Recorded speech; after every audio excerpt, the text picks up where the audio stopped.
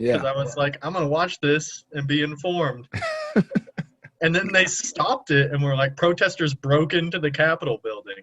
Which is ridiculous. Like the fact that you think you can just raid the building, especially in DC where you're not allowed to have any guns at all. Like, what are you going to do? You're going to get shot. That's what you're asking for. I'm surprised they didn't. Like, honestly, if they were anybody but a bunch of white protesters, they would have been shot. That, and I just think they were overwhelmed. They were not expecting these group of people to go up there. And unfortunately, when it comes to protests like this, you don't know who's truly an advocate for that particular group and who's a pretender. In any group, either way, on the left side and on the right side, it's just absolutely insane. True. Isn't it insane, though? Have you seen those side-by-sides at all again? Of the Black Lives Matter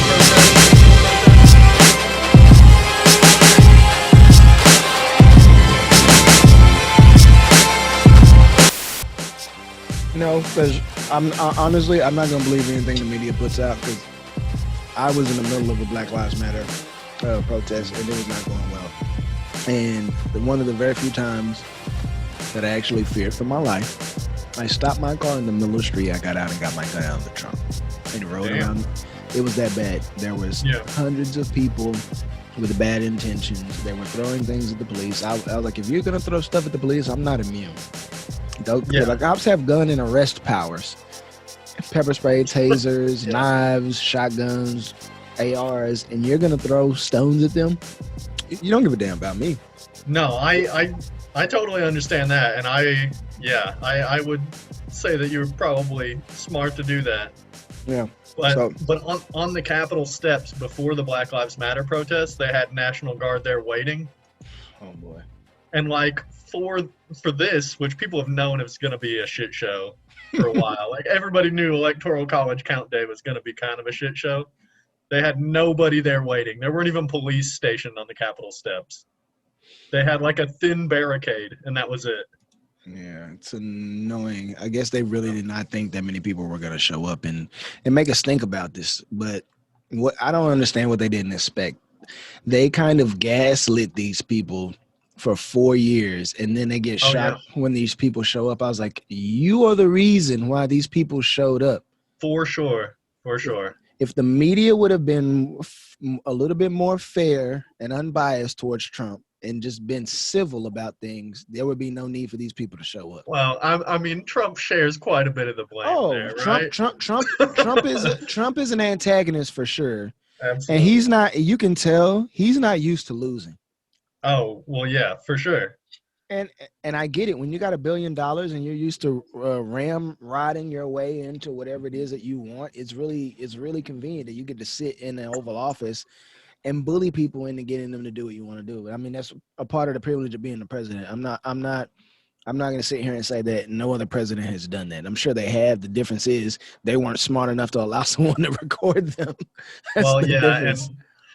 And there hasn't been social media in the past where you can whip up all these all the dissidents can go and get guns and fucking the Capitol. Like that's a major difference right there. A huge difference, bro. A huge difference. And the thing that I've been noticing about these loons that are out here is that they're just willy-nilly waving flags. It's a bunch of people from Texas out there, which is making me a little ashamed. I saw a Texas flag in the crowd. I was like, oh boy. I'm not a Ted Cruz fan. I'm not a fan of most of the Texas Republicans. You're not a fan of career politicians in general, right? That's the main thing. Maybe you can shed some light on this for me. I've been talking to Heero about this for several weeks now, and I've been really considering joining the Republican Party, not because I like them, but because I feel like I would have an easier road. Like I literally would go in there with a whip and just beat everybody. Oh, you mean as a candidate? Yeah, I was thinking I was going to be like the AOC of the Republican Party. They need somebody who's got massive balls to go in there and tell them, fuck you, I don't like you, you're a loser. Perfect example. The Republicans did not go after black people at all in the election. Yeah. Trump got 9 or 10% more black people to vote for him this time than he did last election. That's a huge deal.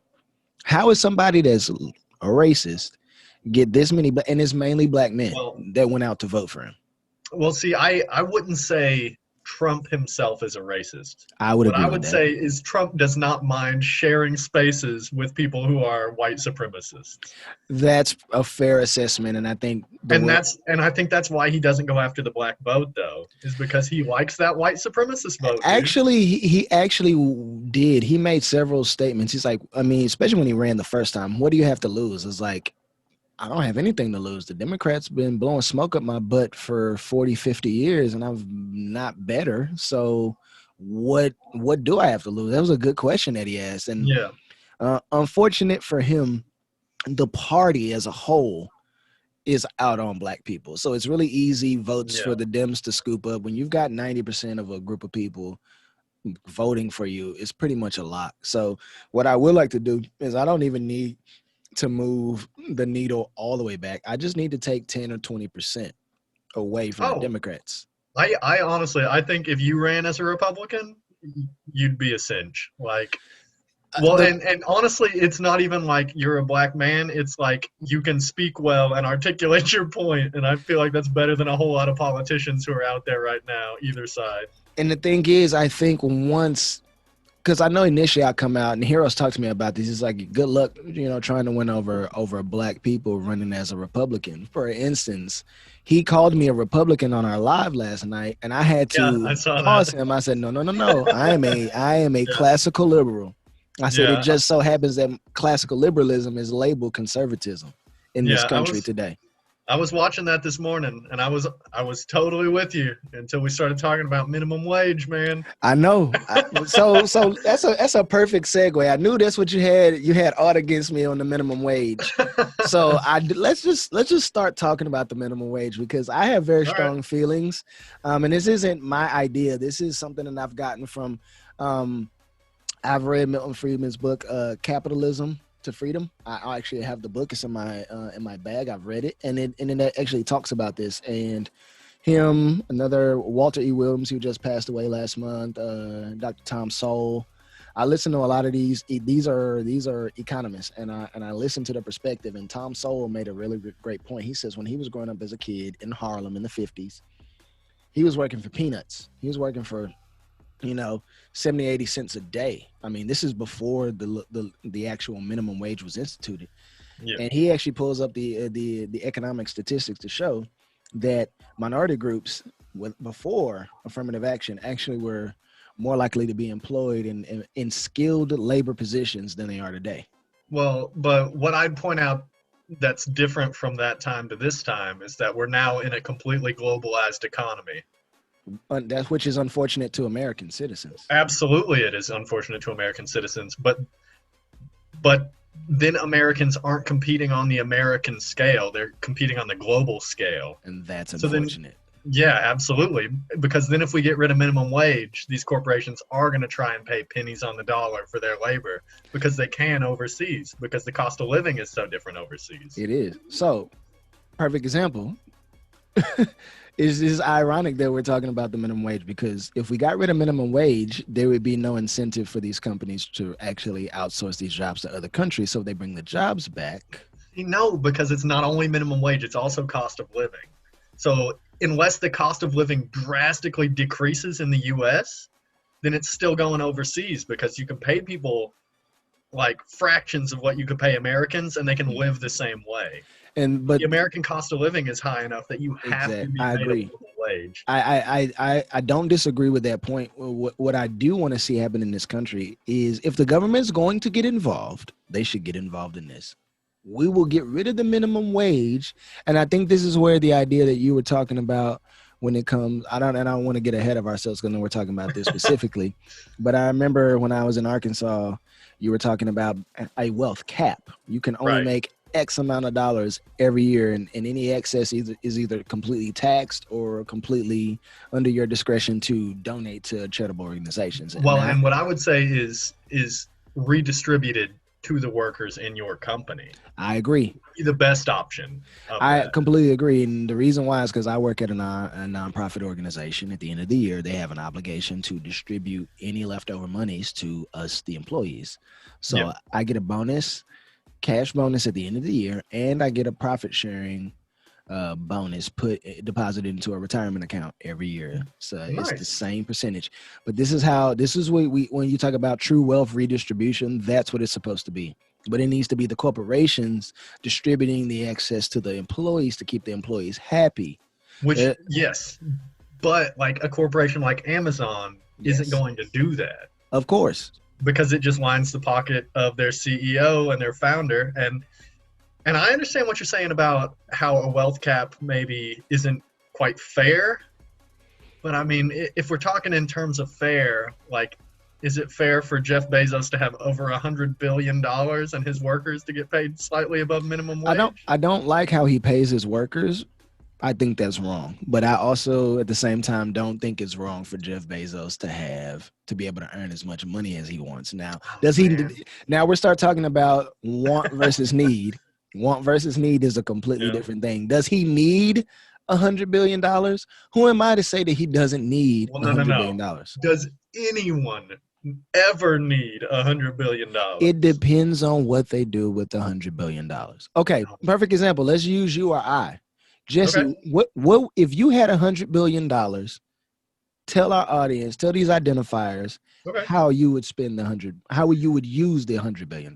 Now, is this where I've started a company that's made me $100 Yes. billion? Let's say you started a company in your garage in 1996, and in 2021 it blew up to be a $1 trillion company, and you Okay. personally take home $150 billion a year.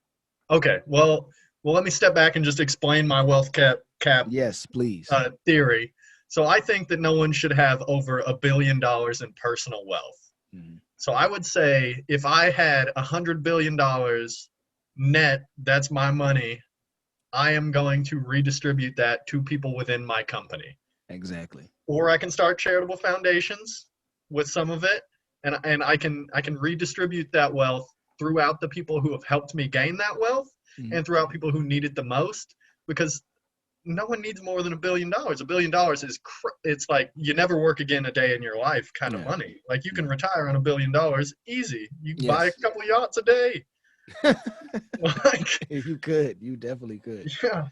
So I mean, I've been looking at a yacht. It's less than $1 million. It's really nice. So I wouldn't mind a yacht. Do I get to go on that yacht? Absolutely. It's like 4 staterooms on there and then 2 captain's rooms. So yeah, we got plenty of room for the fam. Man, I need to get on in on this bonus structure you got going on. You Shucks, buying a man. yacht? Nah, listen, I don't get paid that much. Don't let this job fool you. Like, this is me having businesses and being able to afford this. My job's never gonna pay me enough to afford a yacht, and I know that for sure. So yeah, man. But no, so go into more detail on why you think a person should should be capped at $1 billion. Okay, so just bottom line, no one needs more than $1 billion. With the cost of living the way it is right now, like maybe the cap could increase with inflation. But if you have $1 billion, you can have anything you want for the rest of your life. You don't Yes. need more than $1 billion. And the good that money could do that you're just keeping in your personal account is it's exponential. Like you could change people's lives with that amount of money. Absolutely. And just from a like purely nationalistic standpoint, you could make this country noticeably better by distributing that money to the people or to charitable organizations or being taxed. Yeah. Like any way that money is going to make the lives of way more people than yourself like vastly better. I think that's a great idea.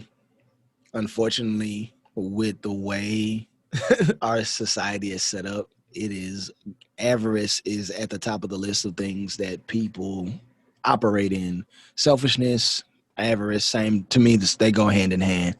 People only looking out for themselves, thinking about themselves, want to do for themselves, and maybe the people that they love, if they love anyone. But a lot of these egomaniacal human beings don't care about anyone or anything. I mean, we all know Jeff Bezos because he's low-hanging fruit. I mean, he's divorced. Well, richest man in the world.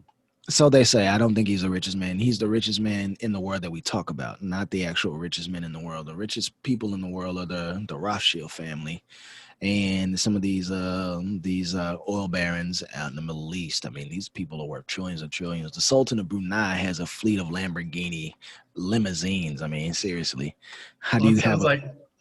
sounds to me like he's just a little flashier than Jeff I mean, he Bezos. is. I mean, he a lot flashier. I mean, a lot of these people who are really truly wealthy beyond what we've seen in America don't want their name out there. They don't want pictures of themselves out there. They have legitimate wealth that can I mean, never be taken away. that's the smartest way to do it It is. because, I mean, honestly, with the amount of wealth inequality in this country, like with the poorest people and the richest people, it's insane to me that there haven't been like some billionaires who have gotten their comeuppance from the poor people. And There's that's just so many more. way more. And the crazy thing is, to your point, is that these people who have billions of dollars are just walking around seemingly untouchable. No one's come after these people. But like the closest thing I've seen to any rich people even being remotely afraid is Mitch McConnell and Nancy Pelosi getting their houses vandalized recently. I was like, you guys are absolute turret sandwiches and deserved it. I mean, you deserve the worst, but that's all you got. I mean, I can troll you based on that, but you should. I'm not gonna say what I think because this is gonna go on YouTube and this is gonna be in the ether forever. I mean, I probably already said enough bad stuff for people to castigate me, but I don't think that we've done enough to put fear in the hearts of the politicians. And this is quick. Sorry to interrupt. Should I be recording my screen? No, I'm recording. Oh, okay. Good deal. I'm recording. Okay. So, yeah, I don't think that that we've done enough as a people in this country, like the actual true Americans, not these slicksters, these snake oil salesmen that we have in Washington, D.C. I think we haven't put enough fear into their heart. And I think against what anyone has said about what's going on in D.C. today, this is the first time we heard politicians admit that they were afraid. Not Mitch McConnell, but Chuck Schumer just came out and said, we and some of the other people in here who are upholding democracy feared for our life. I was like, yes, you did, because you saw a massive mob of people that you did not know where they were from, where they were going, and what intentions they had run up on your place of business where you've been allowed to do illegal activity for God knows how long. See, that's a very positive spin to put on it. It's not spin, but I'm just saying that's for me the only positive thing I can take away from it. I don't like it. Yeah. Fair enough. Because that is a very positive thing to come out of it. But it's coming out of these people being willfully misled by the president of the United States about election fraud, which is what I'm starting to your point, man. I'm starting to find that people are not as smart as I want to believe that they are. It makes me so sad. So you and I can sit here and not agree politically, but can have a calm, respectful exchange of ideas because our humanity is greater than our ideals. Yeah. And so I can respect you as a human being, whether we disagree. I mean, for everybody that's watching that, my brother texted me this today. He was watching our live stream and said, while I completely disagree with you, I can respect what you say because you said it was positive and it was well articulated. That's respect. Like, I don't have to agree with everybody, and a person doesn't have to agree with me for me to decide if I like them or not. I don't know how we have gone. The pendulum has swung so far in one direction that if you don't agree with me, you hate me, you don't like me, and I don't want nothing to do with you. Well, and I know this is something that you might not necessarily agree with, actually, but I think that it's a show of strength to admit, hey, I said something and I was wrong in the past. Like I know we've kind of gone back and forth on that in the past because you said it's not necessarily strong to admit that you were wrong in the past. But from a politician, I don't take it from a politician. See, if Jesse, if you said something and you came out and apologized, I was like, that contrition shows maturity. Fair enough. But from a politician, who has something on the line, who has something to gain by feeding me some BS, I'm way more hesitant to believe it. I have a quote that I've said: I don't believe what politicians say, only what they do. So until you show me and do something different than what you've done in the past, your words don't matter to me. Now, if you get in the office, Joseph Robinette Biden, and you fulfill all your campaign promises, I mean, first thing you need to do is change your middle name. Like, your parents did you Man, a disservice with that what's middle up with name. these Democrats having the weirdest like middle names? I, Barack Hussein, like you know, Ribonette, that's weird. Yeah, and again, Rodham. Rodham was the last one. yeah, I thought Rodham was her maiden name. Oh, is it? I don't know her middle name then. If Rodham was her maiden I name, thought Rodham was her middle, was not. I don't think that was her middle name, because I mean, what woman goes by first and middle name and last name? They usually go by first name, last name, and hyphenated like last name, like marriage. So I just think the Rodham Clinton is actually Hillary Rodham as her maiden name, but I could be wrong. I'd have to like wiki or Google it or something. just real quick, if I could completely hop off topic for just a second. Mhm. I was listening to Hillary Clinton on Conan O'Brien, the comedian, Oh that boy, late night show, his podcast, yeah. and she told a story that really upset me. Where Uh-oh.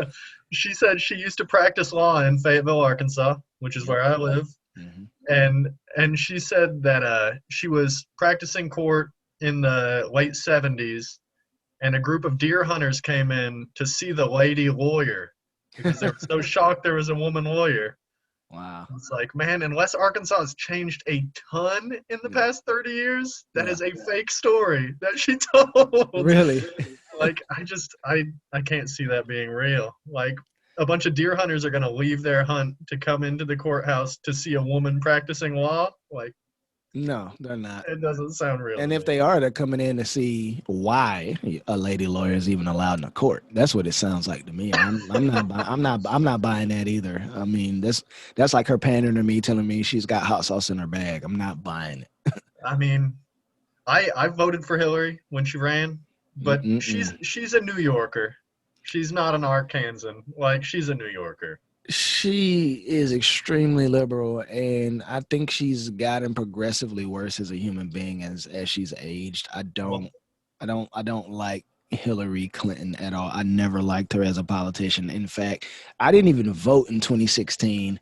You know why? Because I literally thought she had it locked up. I didn't even like, I'm not man, gonna go waste my vote I on did voting for too. Trump. And I don't like you, but I think the powers that be want you. And then when she lost, I cried with joy just to see how long her face was. I was like, bro, you lost to Donald Trump. Like, you're the worst politician. I mean, when the news media comes out and say Hillary Clinton is the worst politician ever, I was like, bro, Hillary's the reason why we have Trump as a president. They shouldn't. Absolutely. Well, no, I'll take that back. I'll do one better. The DNC is a reason why we got a Trump presidency. And then they Dude, the DNC resisted it. They resisted it. Barack Obama was not the number one seed when he came in to run for president. Like, He was Hillary not. was supposed to have it then. But the people liked Barack more. See, the thing that people don't understand is Hillary's got an unlovable face.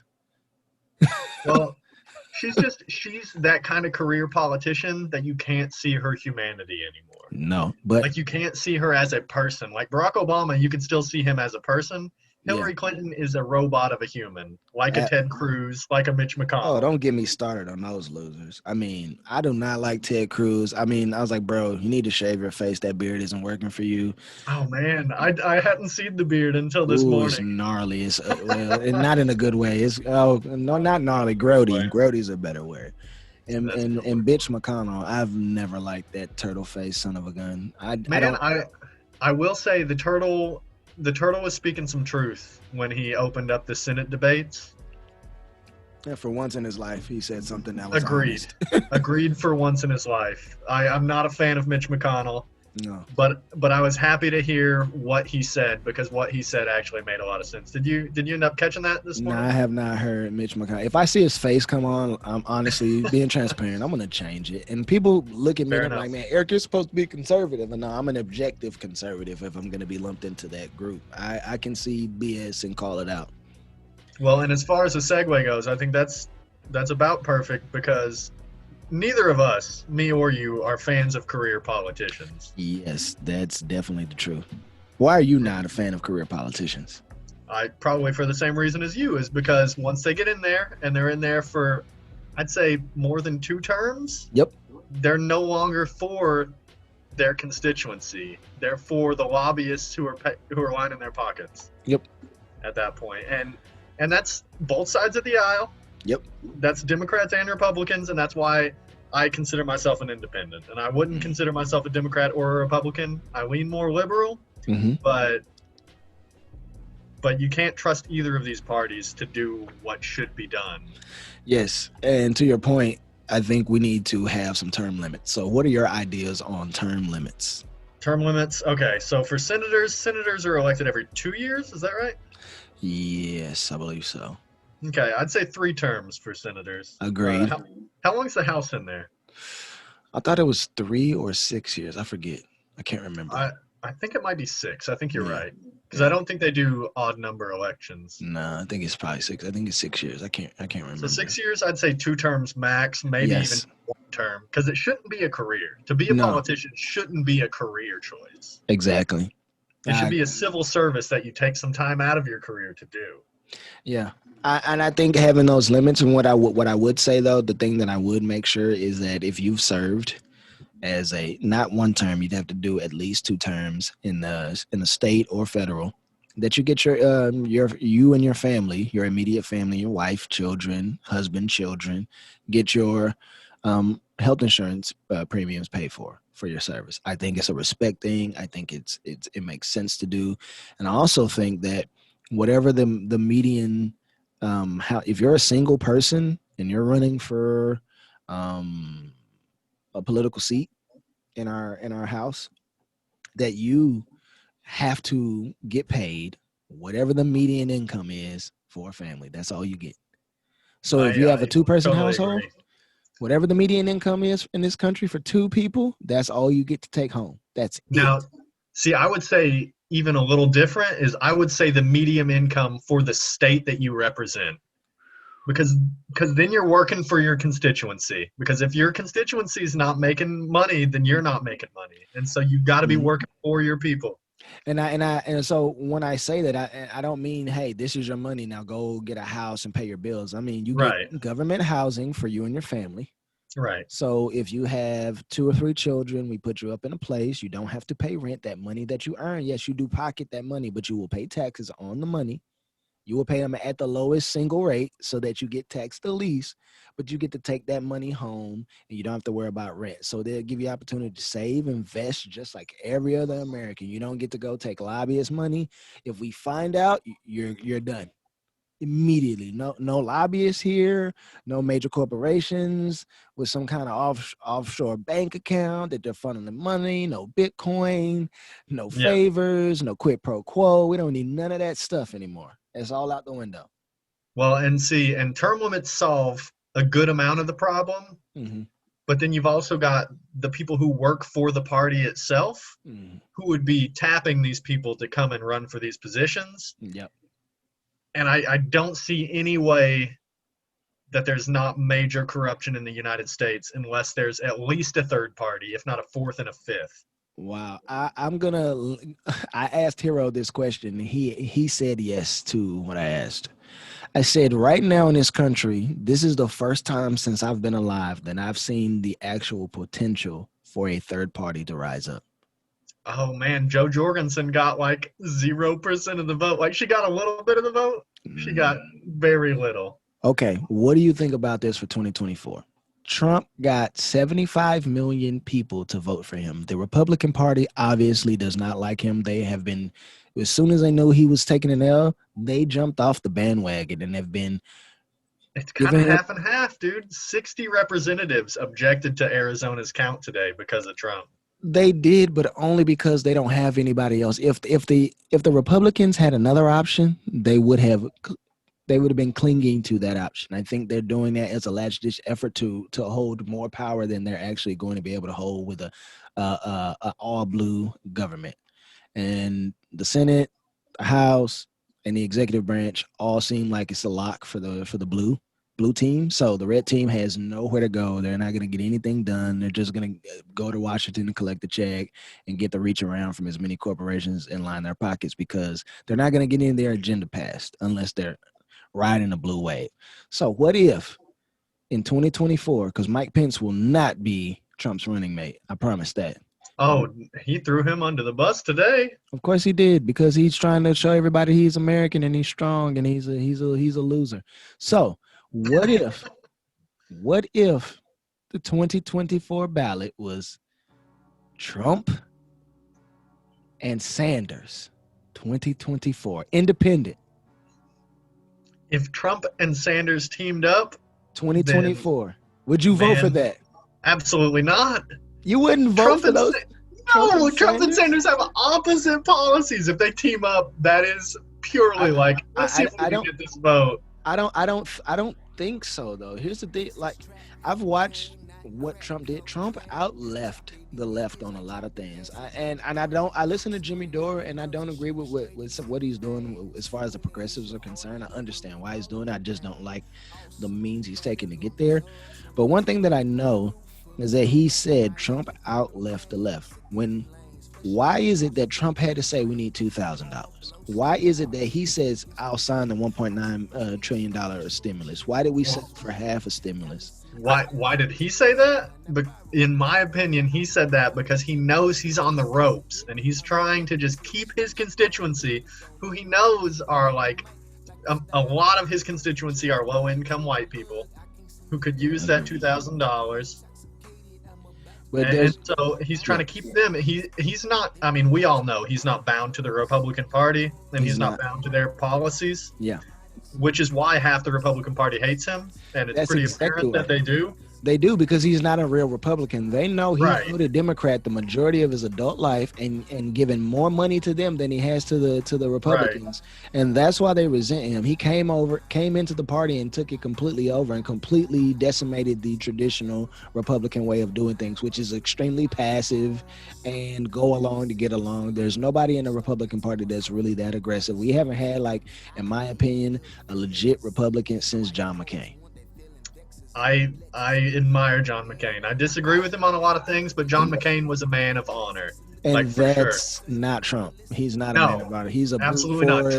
Trump's out there for himself. Yeah, no. I mean, like most politicians. That's the one thing I can say that he had in common with the majority of politicians. He's out for him first and everybody else last. And unfortunately, that's the problem in this country. But running those people out is an uphill battle because there's so much money and drugs and guns behind those people. But see, his potential running mate that you just said, Bernie Sanders, I don't think is one of those career politicians. I don't think Bernie Sanders is out there for himself, because he could have gave himself an easier road. He could have made more. He couldn't. I don't think he could have, because. You don't think so? No. The reason why is because what Bernie actually believes, the Democratic Party will never allow that, and I think absolutely. And that's why he made a mistake giving his allegiance to them. He did that so he could solidify his position and still have a level of influence. Now he's a millionaire. Notice he doesn't say the millionaires and billionaires anymore. He just says the billionaires, because he is a millionaire who lives in Vermont. Unfortunately, I think him trying to get back out here is not going to work. If he and Trump, and I think because if you go back and look at not at what Trump said, but what he did, I think Trump's a lot more moderate in what he did than a lot of people on the left. I personally believe that. I mean, these are classical liberal positions: self-reliance, limited government, no war, bringing home the troops. It's just hard to believe that he is, like, it's hard to say, ignore what he said, look at what he did, because he says such ridiculous, hateful things, man. 100%. But here's the thing that I say: which person do you want more? And I asked Heero this, and I'll ask you this question: which person do you want to know? Which person do you want around? You probably don't want either one around. So, that's probably gonna be my answer, yeah. Yeah, but you have to pick. You have to pick. So which person do you want around? Do you want the person who hates your guts that tells you that they hate your guts? Or do you want the person who never tells you that they hate you, never shows any signs of hatred? They sit next to you at work, next to you in your cubicle, and one day some event happens and they come in and they threaten your person. Which one do you want? Which one would you rather have? All right. I got some follow-up questions here. Okay. So I'm trying to be as honest as possible here. Mm-hmm. All right. How long do I know this person before they threaten me? Let's say let's say you know both people the same amount of time, 1 year. 1 year. Mm-hmm. And so for 1 year, I have to deal with someone talking shit to me to my face for a year. Mm-hmm. Is my life threatened when they threaten me? No, that person never threatens your life. I'd rather deal with a pleasant person. You'd rather deal if I'm being completely honest, I would. Because I don't like when people I don't like conflict. Like I deal with conflict. Okay. I'm a manager. Yeah. I have to deal with conflict. I deal with people who are angry all the time. I deal with employees who are angry all the time.